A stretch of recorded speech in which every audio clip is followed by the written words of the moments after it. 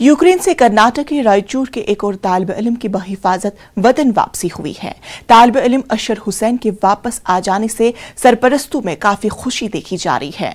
रायचूर की friends wild life rescue society के सदर मोहम्मद अफसर हुसैन के फर्जंद मोहम्मद अशर हुसैन MBBS की तालीम हासिल करने के लिए गुज़श्ता साल दिसंबर में यूक्रेन के यूबादिया फ्रेंकन्स शहर गए हुए थे, लेकिन अचानक रूस और यूक्रेन के दरमियान जंग शुरू हो जाने से अशर हुसैन के अलावा सैकड़ों तलबा को मुख्तलिफ दुश्वारियों का सामना करना पड़ा है।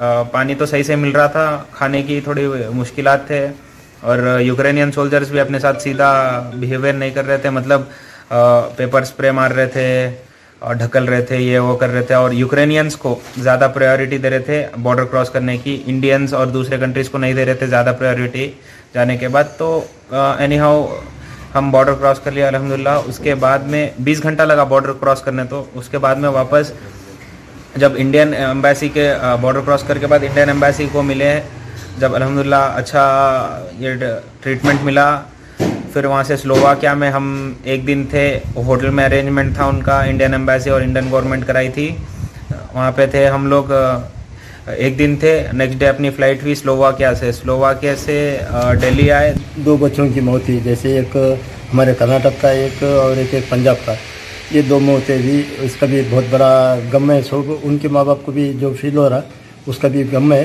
तो इसीलिए इंडियन गवर्नमेंट जो है एज सून एज पॉसिबल जो भी बच्चों को अपने अपने घरों तक जल्द से जल्द पहुंचाए तो बहुत अच्छा रहे।